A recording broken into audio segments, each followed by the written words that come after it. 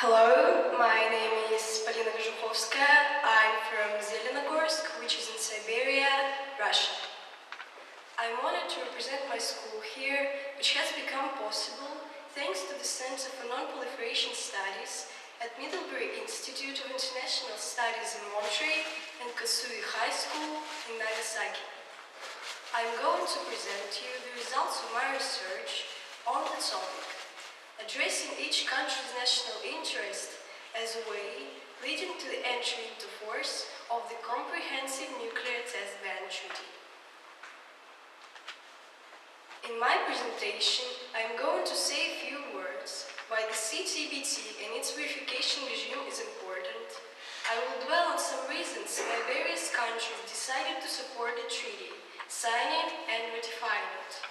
And at the end of my presentation, I will take the liberty of giving some recommendations to the CTBTO concerning non-ratifying or non-signatory countries from the Annex II to the treaty from the perspective of their national interests.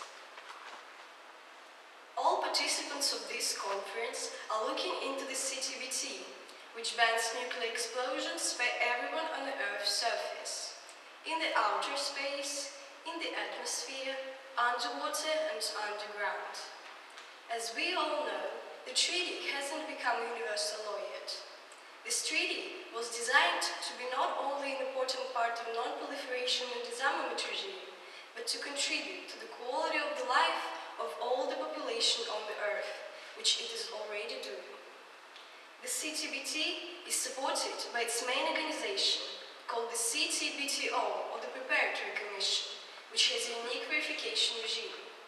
The CTBTO monitoring system, built worldwide, helps to gather data about climate change, to predict earthquakes, volcano eruptions and other natural disasters, to study and protect disappearing and endangered animals, to follow the breakup of ice shelves and the creation of icebergs, and many more.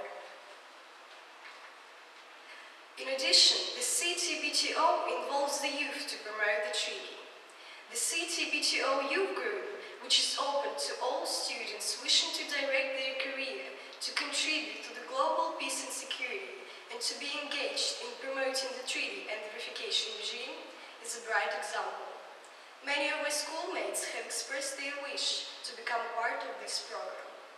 Unfortunately, high school students are not able to register for this program, although they can also participate in its work. We hope necessary changes to the registration process can be done. As it is well known to all those present in this auditorium, by now the treaty has been ratified by 166 states, but hasn't yet entered into force, as 3 of the 34 required states from the Annex II to the treaty have yet to sign it and 5 to ratify it. What are the reasons behind the sections? We can group the countries according to their history, culture, politics and economics, which influence their decision to sign, ratify or not the treaty. Let us look at the countries which have already signed and ratified the CTBT. The first obvious group consists of those countries which suffered from nuclear weapons in the past. Japan is a country which suffered from destructive power of nuclear weapons in 1935, knows how important non-proliferation regime is and fully supports it. Japan was the first nuclear-capable state to ratify the treaty. It cooperates with the CTBTO to promote the non-proliferation regime. In addition, 2 months ago in Vienna, the Japanese government made a voluntary financial contribution to the CTBTO to develop the verification regime. Kazakhstan and the Marshall Islands both suffered from nuclear testing. The consequences to the health of the people living nearby are still vivid. In Semipalatinsk, it was a nuclear disaster 4 times worse than in Chernobyl in terms of the number of cases of acute radiation sickness. The Marshall Islands share the same experience with Kazakhstan. The environment was damaged badly. The population was affected by radiation. No wonder both countries embraced the treaty, signing and ratifying it. The treaty was signed and ratified by a number of other states, just in good faith spirit, according to the Article 6 of the Non-Proliferation Treaty, as 3 nuclear weapons states did: France, the United Kingdom, and Russia. As a Russian citizen, I am very happy with this decision of my country. Many non-nuclear weapon states, as Qatar, Brazil, Australia, and Norway, did it as well. Now let's look at the states which have signed but haven't ratified the treaty. In 1999, the US Senate decided not to ratify the treaty on the grounds of national security. The US considers that it would not stop others from trying to go nuclear. Even nowadays, it looks like the US and many other states, as China and India, just wait for the others to ratify the treaty. Here we come to the following problem. The decision of many states is determined by the actions of others in this direction. China and India mentioned they would ratify the treaty if the US did, and Pakistan would do it if India did it. Iran claims its nuclear program is solely for peaceful purposes. The states signed the treaty in 1996 and still supports the non-proliferation regime, but needs the US to ratify the treaty first.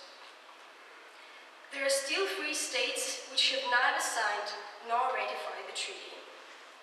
India shares not only borders with China and Pakistan, but long-lasting conflicts and misunderstanding. The danger of using nuclear weapons and feeling constantly unprotected are one of the biggest reasons of India's unwillingness to support the treaty. Difficult political situation and poor life conditions in such states as Syria and North Korea make the ratification by the states hardly achievable nowadays.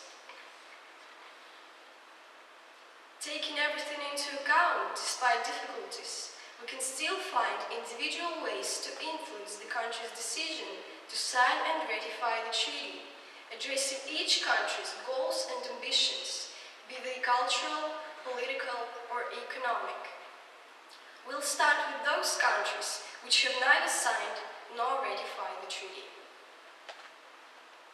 If we want India to support the treaty, the international community and the Preparatory Commission need to persuade the state to make sure in its security, and at the same time make the Indian government and society sure that nuclear weapons are not necessary and are not a prerequisite for peaceful coexistence.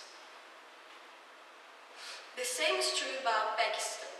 Obviously, Pakistan should be included into the negotiation process to make it successful for each participating state.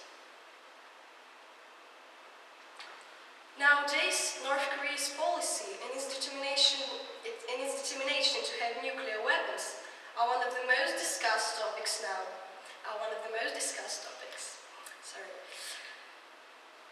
But especially now, it would be a great mistake to try to use force or stop speaking to it. It is crucial to continue the dialogue with the country. The lack of it can lead to the nuclear catastrophe, as Stanford University nuclear scientist Siegfried Hacker states. Now we have come to the group of countries which have already signed the treaty but haven't ratified it yet. China is one of the most pragmatic states in the world. It has the largest export and import economics, huge national security level. China should be included into the negotiations with bordering states to ensure all the misconceptions are clarified in order to provide a way to find consensus with others. In my opinion, it would be more likely for Egypt to ratify the treaty if Iran and Israel did it too. The creation of the agreement between all the Middle Eastern countries can help a lot to promote the treaty and the verification regime. Iran is a very religious state with strict rules and boundaries. That's why it's hard to promote the treaty relying on the civil society. But the common strategy of including Iran into the process of looking for a for the solution of existing problems should work. Many experts agree that nowadays the question of Israel's ratification is not a matter of if, but when. Some even say that Israel can possibly take leadership in the Middle East to promote the treaty. Israel's society and government both just need appropriate time to support the treaty, as Israel's Prime Minister said.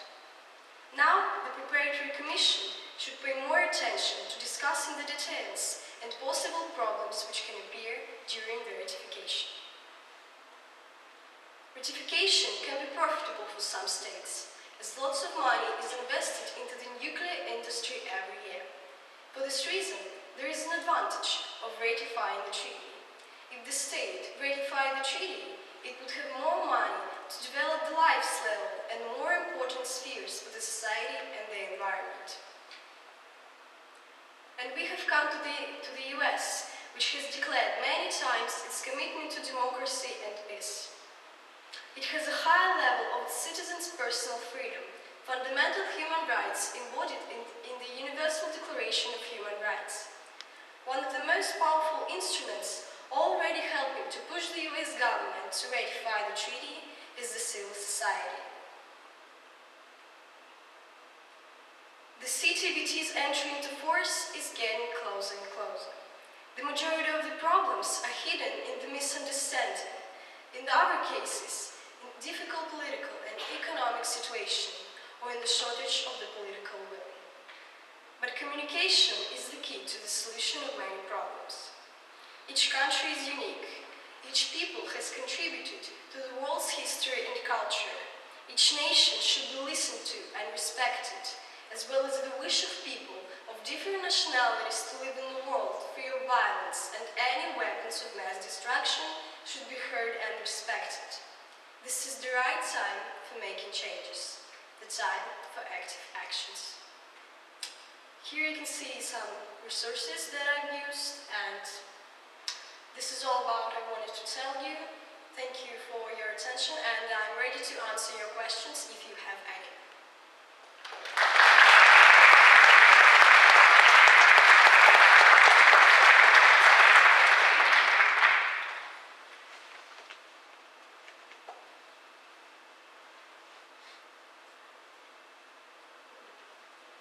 So, do you have any questions?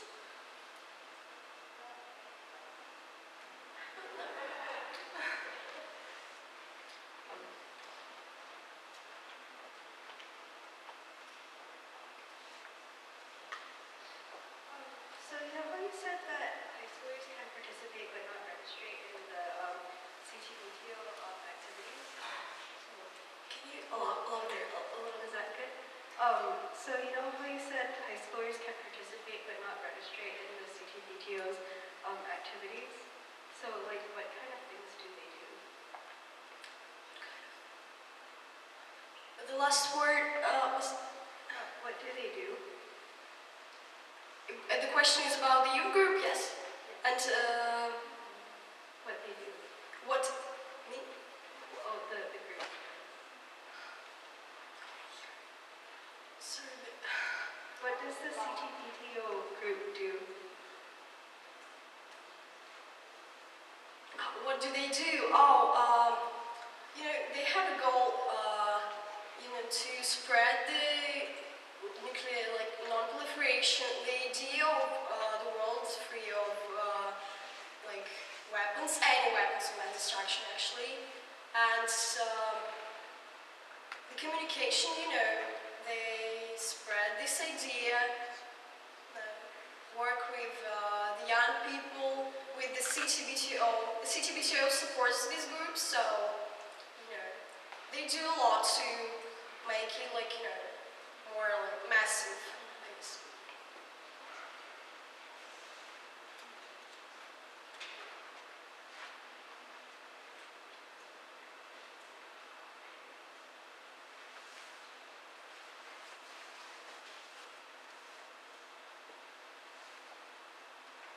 No questions?